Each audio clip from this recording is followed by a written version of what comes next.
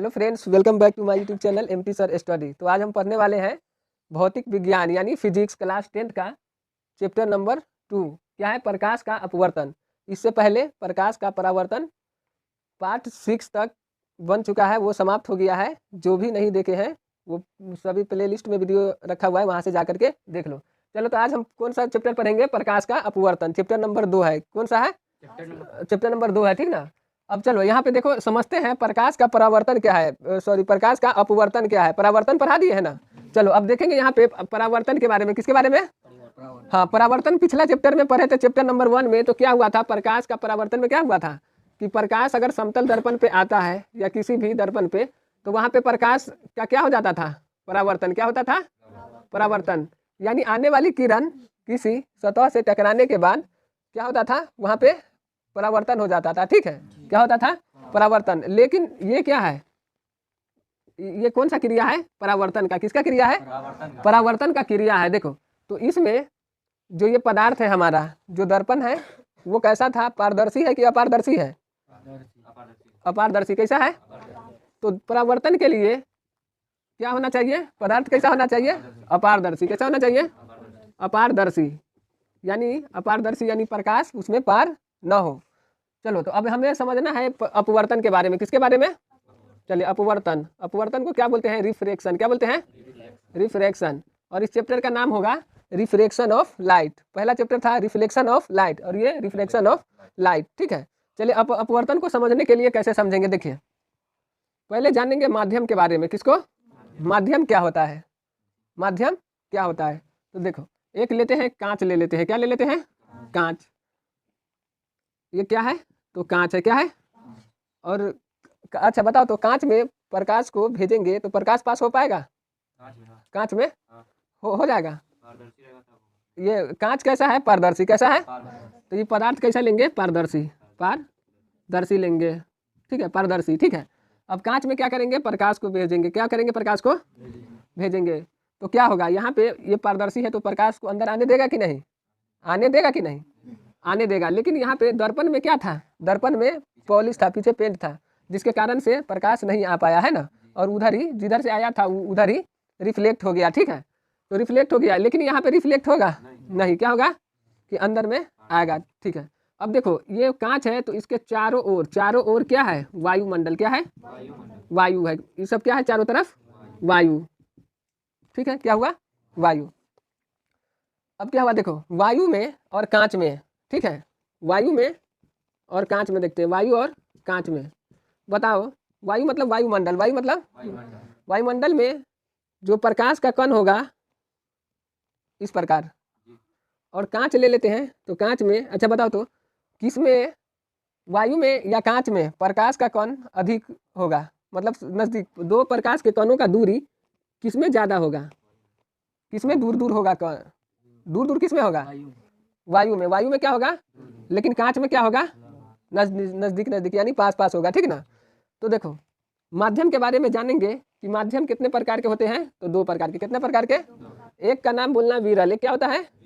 और दूसरा होता है सघन। दूसरा क्या होता है? दूसरा होता है सघन। तो विरल और सघन को समझना है। ठीक ना। माध्यम कितने प्रकार के होगा? 2, एक विरल और एक सघन। तो विरल हम किसको कहेंगे? तो कौन होगा विरल?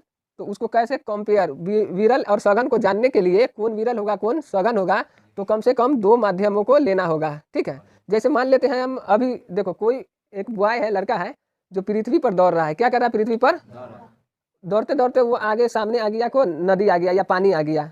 तो तब क्या होगा? वहाँ पे जो दौड़ने का चाल है यानी स्पीड है, वो कहाँ पे ज़्यादा होगा? ज़्यादा कहाँ पे होगा? अरे स्पीड सब पृथ्वी पर ही पानी में तेज दौड़ेगा? पृथ्वी पर, है ना। तो पृथ्वी को क्या ले लेते हैं हम? पृथ्वी को क्या मान लेते हैं? अच्छा, रुकावट वहाँ पे जाएगा तो क्या होगा? रुकावट पैदा होगा, है ना। रुकावट पैदा हो रहा है। तो देखो, यहाँ पे इस दोनों में क्या करेंगे? प्रकाश को वायु में भेजेंगे तो जल्दी स्पीड होगा, स्पीड में जाएगा, कि कांच में? किसमें? तो वायु में रुकावट है लेकिन दूर दूर है ना। कांच में क्या है? रुकावट बिल्कुल पास पास में। इसका कण जो है इसको बहुत ही नज़दीक नज़दीक है, जिसके वजह से पास होने के लिए प्रकाश के किरण को पास होने नहीं देता, है ना। चलो, तो समझेंगे। देखो, विरल में क्या होगा कि प्रकाश का कण दूर दूर होगा। विरल में प्रकाश का कण दूर दूर होगा, और सघन में क्या होगा, प्रकाश का कण बिल्कुल नजदीक नजदीक होगा। ठीक है, तो कौन विरल होगा कौन सघन होगा उसको कैसे पता करेंगे, तो उसके लिए कम से कम 2 माध्यम होना चाहिए। कितना, 2 माध्यम होना चाहिए। तब कंपेयर करना होगा, क्या करेंगे, कंपेयर करेंगे, जब भी मालूम चलेगा कि कौन विरल है और कौन सघन है। ठीक ना, चलो अब बताओ तो वायु में आकाश में कौन विरल है, विरल, विरल में प्रकाश का कण क्या होता है, दूर दूर, प्रकाश का कण कौन दूर है, वायु, आकाश क्या हो गया, सघन, क्या हो गया, सघन। ठीक है, चलो अब ले लेते हैं पानी, ले लेते हैं, क्या ले लेते हैं, पानी और हवा। समझ में आ गया, बता पानी और हवा में कौन सघन होगा, पानी कौन होगा, सघन।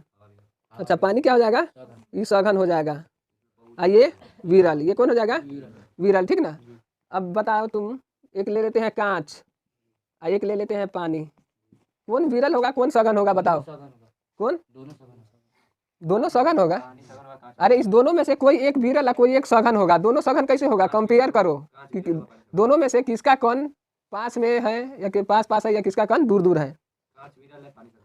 देखो कांच में ये कैसा है, ठोस, कैसा है, ठोस होता है, तो ठोस में क्या होता है, बहुत क्लोज होता है ना, बहुत ही नजदीक नजदीक। पानी क्या है, द्रव, क्या है, तो सबसे ज्यादा किसका कण नजदीक होता है, ठोस का, उसके बाद द्रव का, और उसके बाद फिर गैस का, है ना। तो देखो कांच में जो कण है वो क्या है, अणु बिल्कुल नजदीक नजदीक, इससे थोड़ा दूर दूर हट के होता है, किसमें, पानी में यानी जल में। तो बताओ इसमें सघन कौन होगा, सघन, सघन हो गया कांच, विरल हो गया पानी। समझ में आया, चलो अब बता दो हीरा और कांच में, हीरा और कांच में सघन विरल बताओ तो। तुम लोग सुना है कि हीरा सबसे कठोर होता है, तो कठोर का क्यों कठोर होता है, तो कांच से ज्यादा कठोर होगा कि नहीं होगा, तो जो कठोर होता है वो कौन होगा, सघन, कौन होगा, सघन। तो इसमें सघन कौन है, हीरा, अविरल कांच। तो सघन या विरल को जानने के लिए कौन सघन है कौन विरल है हम डायरेक्ट नहीं बोल सकते हैं, उसके लिए आपको ये मालूम होना चाहिए, उसके लिए क्या करना होगा, कंपेयर करना होगा, क्या करना होगा, कंपेयर करना होगा। ठीक है, चलिए अब इसी चीज को समझना है। तो एक तरफ हमारा वायु है, एक तरफ कांच, एक तरफ वायु था एक तरफ कांच था। तो बताओ ये जो वायु है ये कौन सा माध्यम हो गया, विरल, कौन हुआ, कांच कौन माध्यम हो गया, सघन, कौन सा माध्यम हो गया। देखो अब क्या होगा, जब प्रकाश की किरण वायु से, कहाँ से, वायु से कांच में आएगा, कांच में आएगा, तो इसका मतलब क्या हुआ, जब प्रकाश की किरण क्या बोलेंगे, विरल से सघन में आएगा तो क्या होगा, देखना है, विरल से सघन में आएगा तो क्या होगा। देखो इसको आना चाहिए ऐसे, यहाँ पे एक अभिलंब खींच लेते हैं, क्या खींच लेते हैं, अभिलंब। तो इसको जो है जाना चाहिए था किशोर ऐसे, कैसे जाना चाहिए था, ऐसे जाना चाहिए, मतलब सीधा ऐसे जाना चाहिए ना, लेकिन क्या होगा कि यह अभिलंब की ओर मुड़ जाएगा। क्या हुआ, अभिलंब की ओर मुड़ गया, क्या, किधर किधर घुमा है। तो देखो मुड़ना, मुड़ना का एक शब्द लेंगे फिजिक्स में, मुड़ना जो होता है, ठीक है, उसको क्या बोलेंगे, विचलित, क्या बोलेंगे, विचलित, विचलित मतलब मुड़ना। देखो जब प्रकाश की किरण कहाँ से, विरल से सघन में आता है तो अभिलंब की ओर मुड़ जाता है, क्या होता है, अभिलंब की ओर विचलित हो जाता है, यानी अभिलंब की ओर मुड़ जाता है। इसी घटना को क्या बोलेंगे, प्रकाश का अपवर्तन, क्या बोलेंगे, प्रकाश का अपवर्तन, है ना। चलो एक अब पर सिर्फ प्रकाश का मुड़ना, जब एक माध्यम से दूसरे माध्यम में जाता है तो प्रकाश जितना विचलित होता है, यानी प्रकाश का विचलित होना ही क्या कहलाता है, प्रकाश का अपवर्तन कहलाता है। समझ में आया, चलो तो लिख लेते हैं अपवर्तन के बारे में, किसके बारे में, अपवर्तन क्या है, अपवर्तन किसका अपवर्तन, प्रकाश का अपवर्तन, प्रकाश का अपवर्तन, है ना। देखो कैसे लिखना है, जब प्रकाश एक माध्यम से, जब प्रकाश एक माध्यम से, देखो एक माध्यम से कौन से माध्यम में जा रहा है, दूसरे माध्यम में, दूसरे माध्यम में प्रवेश करती है, तो इसी को लिख देना है ना, प्रवेश करती है तो, प्रवेश करती है तो अपने पूर्व पथ से, अपने पूर्व मतलब पहले, पथ मतलब रास्ता। देखो पहले पूर्व पथ से क्या हो जाता है, विचलित हो जाता है, क्या हुआ है, विचलित, पूर्व पथ से विचलित हो जाता है, विचलित हो जाता है, विचलित हो जाता है।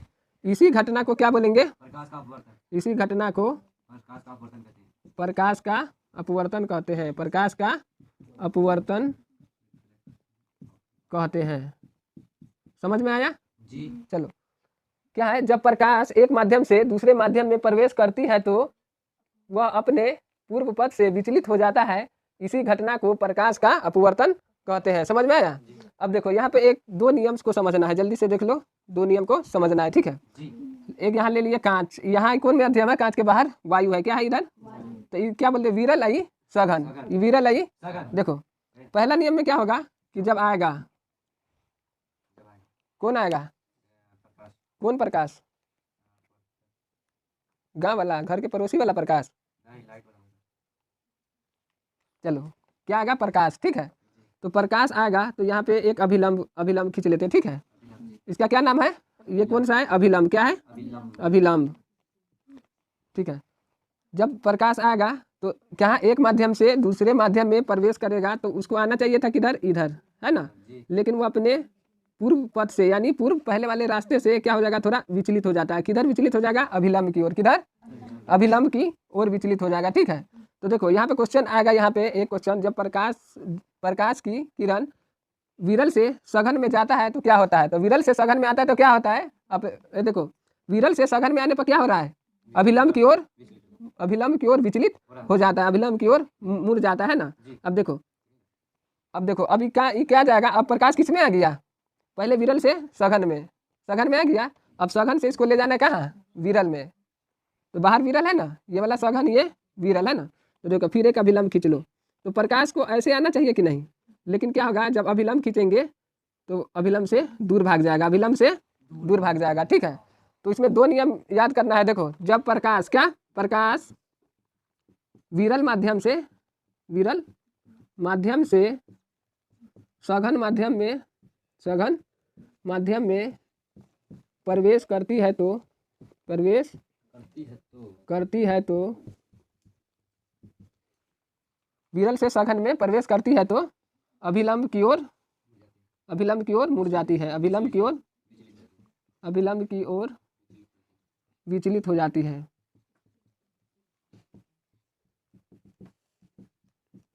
चलो ये पहला। दूसरा में क्या है? तो प्रकाश देखो विरल से सघन में आया है, विरल से सघन में आया तो किधर विचलित होता है? अभिलंब की ओर। जब सघन से कहाँ जाएगा? विरल में। सघन से विरल में जाने पर, देखो सघन से विरल में जाने पर क्या होता है? अभिलंब से दूर, अभिलंब से दूर, हाँ अभिलंब से, अभिलंब से क्या होता है? दूर भाग जाता है। देखो यहाँ पर विचलित तो हो रहा है, तो प्रकाश का मुड़ना विचलित कहलाता है। देखो लेकिन यहाँ पर विचलित तो हो रहा है, लेकिन किधर होगा? ऊपर वाले में, विरल से सघन में आएगा। तो देखो इसमें लिख लेना अभिलंब की ओर। क्या? अभिलंब की ओर आएगा, अभिलंब की ओर आएगा। देखो जब अब किसमें क्या होगा? तो सघन से विरल में जाएगा, सघन से विरल में आएगा तो अभिलंब से दूर, अभिलंब से क्या होगा? दूर। तो प्रकाश का अपवर्तन समझ में आया होगा। चलो नेक्स्ट देखो। चलिए तो यहाँ पे इसका स्क्रीनशॉट ले लीजिए, फिर नेक्स्ट देखते हैं। चलिए स्क्रीनशॉट ले लिए। चलिए नेक्स्ट, नोट में क्या लिखना है? देखो हम पूछेंगे कि बताओ कांच क्या है, सरल है, सघन है कि विरल है? तो कोई एक चीज के बारे में नहीं बता सकते हैं। कोई एक चीज अगर सिंगल पूछे तो नहीं बता सकते हैं वह सघन है कि विरल है, बल्कि कंपेयर करके ना बताएंगे। जैसे कोई लड़का आ गया अपने पास, बोलते हैं वह बड़ा या छोटा। चलिए तो देखिए, कोई भी एक बोल दिए, बताओ कांच, कांच क्या है? सघन है कि विरल है? नहीं पता। कांच कांच है ना, सघन है ना विरल है। कब हम बता पाएंगे? तो उसके सामने कांच और पानी दिए, कम से कम दो माध्यम होना चाहिए। दो माध्यम को कंपेयर करने के बाद ही हम बता पाएंगे कि कौन सघन है और कौन विरल है ना। चलिए तो नोट में लिख लीजिए। यहाँ पे नोट में कोई भी, देखो नोट क्या होगा? कोई भी माध्यम, कोई भी माध्यम हमेशा सघन या विरल, सघन या विरल नहीं होता है, नहीं होता है। देखो वह इस बात पर निर्भर करता है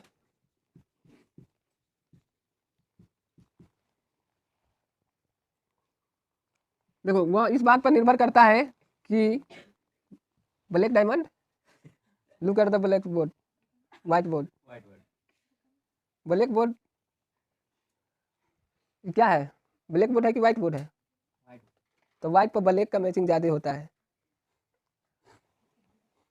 ब्लैक डायमंड इधर देख लो, ठीक है। चलो देखो, कोई भी देखो क्या लिखे हैं, कोई भी माध्यम हमेशा सघन या विरल नहीं होता है। वह इस बात पर निर्भर करता है कि उसका तुलना तुलना करके बताना है ना, उसका तुलना किसके साथ हो रहा है, किसके साथ हो रहा है। और तू लोग तो लग रहा है स्प्रिंग का दाम अब की बार 4500 पहुंचाइए देना है। तुलना किसके साथ हो रहा है, ठीक है, उसका तुलना किसके साथ हो रहा है, ठीक ना। समझ में आया?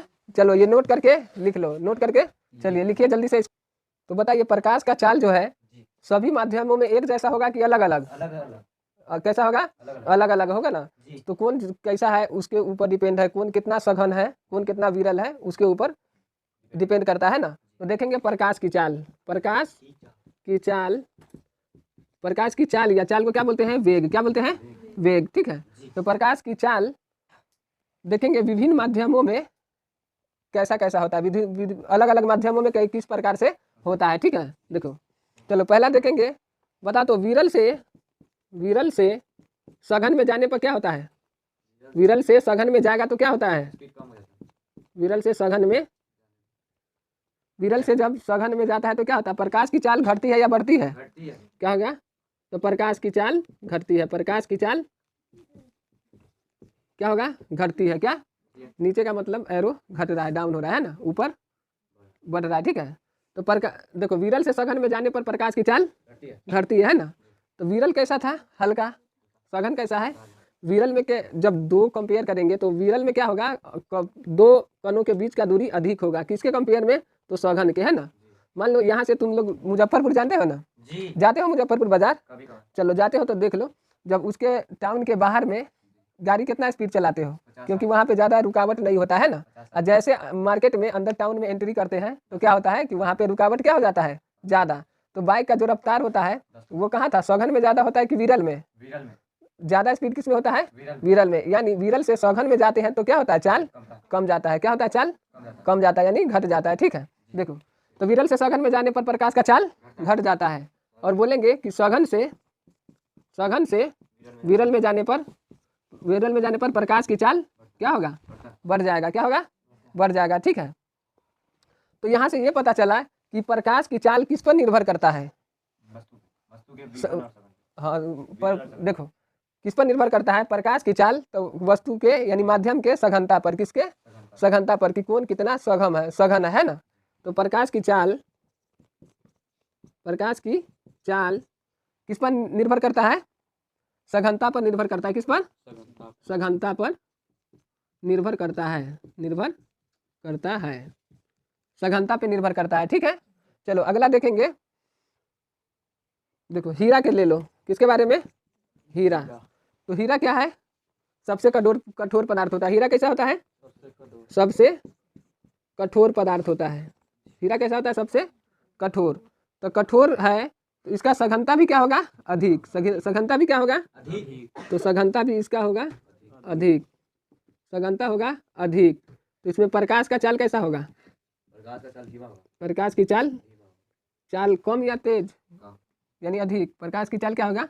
कम। प्रकाश की चाल कम। समझ में आया? जी। चलो अब देखेंगे कहाँ पे प्रकाश के चाल के बारे में देख रहे हैं, ठीक है। जी। तो प्रकाश का चाल निर्वात में। कहाँ पे? निर्वात में। निर्वात किसे बोलते हैं?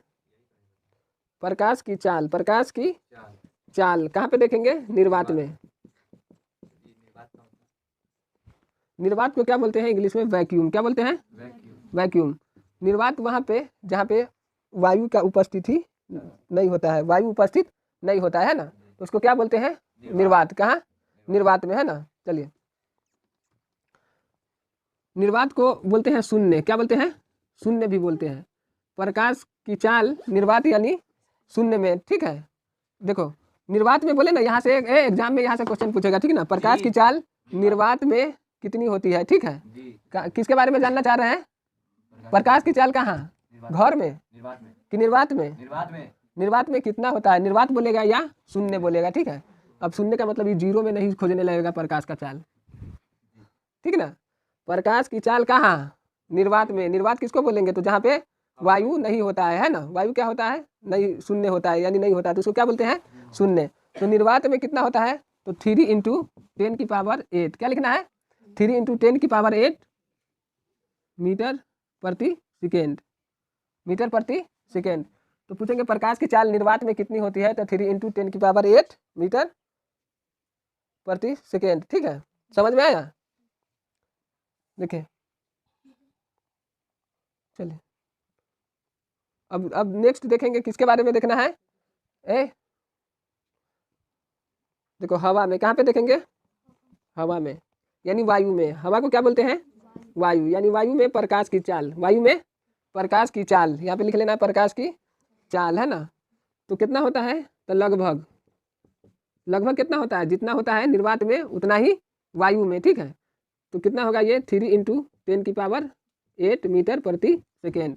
देखो हवा में बोले तो या निर्वात में बोले तो दोनों में लगभग क्या होता है, उतना ही होता है। लेकिन अच्छा बताओ तो यहाँ पे स्पीड किस में होगा, यहाँ पे बताओ, प्रकाश की चाल निर्वात में अधिक होगा कि वायु में, निर्वात में अधिक होगा, है ना।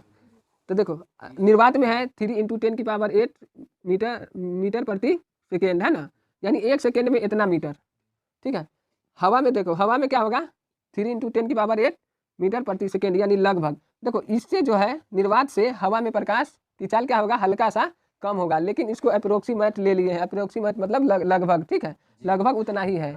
ठीक है, देखो 3 का पावर 8 क्या हो जाएगा, हाँ देखो इसको मीटर प्रति सेकेंड में है ना, मीटर प्रति सेकेंड में है ना, मीटर प्रति सेकेंड में है। देखो अब इसको किलोमीटर में बदल देंगे, किसमें, अगर किलोमीटर में पूछ लेगा तो कितना हो जाएगा, देखो तो किलोमीटर, 1 किलोमीटर में कितना मीटर होता है, 1000, कितना, 1 किलोमीटर में 1000, है ना। तो 3 × 10⁸ को क्या कर देंगे, 1000 से भाग देंगे, 1000 से भाग देंगे। तो देखो 3 × 10⁸ है बटे में यहाँ का 10⁻³ हो जाएगा, चलो ऊपर जाएगा तो देखो पावर माइनस हो जाएगा ना, तो क्या बचेगा, 3 × 10⁻, देखो 8 में से ऊपर जाने पर माइनस हो जाता है, तो 10 में से 10⁻3 जब माइनस होगा तो कितना बचेगा, 10⁻5, तो क्या हो जाएगा, किलोमीटर। क्या किस में आ जाएगा, किलोमीटर प्रति सेकेंड में। ठीक है, किलोमीटर प्रति सेकेंड में। तो ये भी आ जाएगा इतना ही और ये भी आ जाएगा इतना ही। अच्छा बता तो 3 × 10⁵ कितना है, 3 × 10⁵ कितना है ये, देखो अरे 3 गुने कितना है, 3 लाख, कितना हो जाएगा ये, 3 लाख हो जाएगा। देखो 3 लिख देंगे इधर, इंटू 10⁻5 का मतलब क्या होता है, 10 पर क्या 0, 5, कितना, 1 2 3 4 5। ठीक है, अब 3 1 जा 3, 1 2 3 4 5, 1 2 3 4 5, इकाई ढाई सैकड़ा हजार 10,000 लाख, तो कितना, 3 लाख। इसको क्या लिख सकते हैं, 3 लाख, 3 लाख कितना, देखो 3 लाख हो गया ना। तो ये किसकी या मीटर प्रति सेकेंड में पूछे तो 3 × 10⁸ मीटर प्रति सेकेंड, इसका मतलब क्या है, ये 3 लाख क्या है, किलोमीटर में, 3 लाख कितना है, किलोमीटर में, है ना। समझ में आया, समझ में आया। चलिए यहाँ भी इसका भी वही होगा, मीटर प्रति सेकेंड में है यहाँ पे। ठीक है, तब इसको क्या करेंगे, चेंज करेंगे तो ये भी आ जाएगा 3 लाख किलोमीटर प्रति सेकेंड में। ठीक है, तो यहाँ पे देखो और इसको अच्छा से याद कर लेना, प्रकाश की चाल निर्वात में कितना होता है, तो मीटर प्रति सेकेंड में पूछे तो 3 × 10⁸ मीटर प्रति सेकेंड।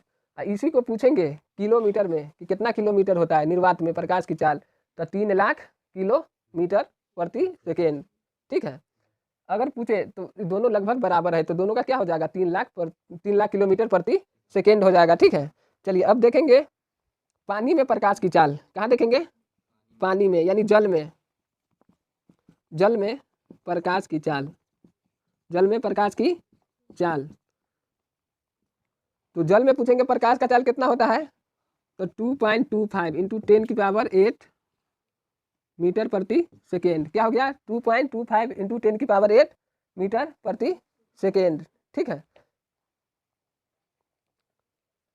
देखो इसको क्या बोलेंगे, 2.25 लाख, क्या लाख किलोमीटर प्रति सेकेंड। देखो यहाँ पर मीटर प्रति सेकेंड में बोलेगा तो 2.25 है ना, 2.25 इंटू 10⁸ मीटर प्रति सेकेंड, मीटर प्रति सेकेंड में बताना। अगर लाख में पूछे तो 2.25 लाख किलोमीटर प्रति सेकेंड, ठीक है। तो जल में पूछे तो 2.25 लाख किलोमीटर प्रति सेकेंड, समझ में आया। चलो अब देखेंगे कांच में। देखो ये सब विभिन्न माध्यम में देख रहे हैं, प्रकाश की चाल कितना कितना होता है ना।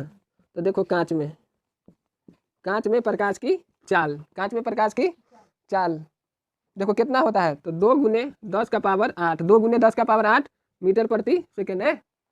कांच में कितना होता है, तो 2 × 10⁸ मीटर प्रति सेकेंड, ठीक है। तो ये कितना हो गया, इसको डायरेक्ट क्या लिख सकते हैं, अगर किलोमीटर में लाएंगे तो 2 × 10⁵ किलोमीटर प्रति सेकेंड हो गया ना।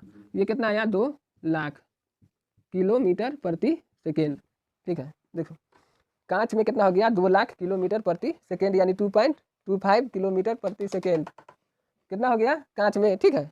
अब देखेंगे हम सूर्य से पृथ्वी तक आने में कितना समय लगता है, ठीक है। देखो सूर्य से पृथ्वी तक आने में, सूर्य से पृथ्वी तक है ना, सूर्य से प्रकाश क्या आ रहा है, प्रकाश न ला रहा है, तो सूर्य से प्रकाश पृथ्वी तक आने में समय, देखो समय कितना समय लगता है, ठीक ना। तो कितना लगता है, तो 8, बहुत जगह लिखा रहेगा 8 मिनट, ठीक ना। लेकिन टोटली कितना समय लगता है उसको देखना है ना। देखो 8.20 मीटर, ठीक है, मीटर, ओ सॉरी मिनट, क्या है ये, मिनट होगा, क्या होगा, मिनट। देखो 8 मिनट 20 सेकेंड लगता है, क्या लगता है, 8 मिनट 20 सेकेंड लगता है, ठीक है। सूरज से प्रकाश जो आता है तो पृथ्वी तक आने में कितना समय लगता है, 8.20 मिनट, यानी अगर इसको 8 दे ऑप्शन तो 8 लगा देना है, 8 मिनट लगता है, ठीक है। लेकिन एग्जैक्टली कितना है, तो 8.20 मिनट प्रति सेकेंड, 8 मिनट 20 सेकेंड, क्या हो गया, 8 मिनट 20 सेकेंड, ठीक है। चलिए तो आज इतना ही रहने देते हैं और शेयर करो।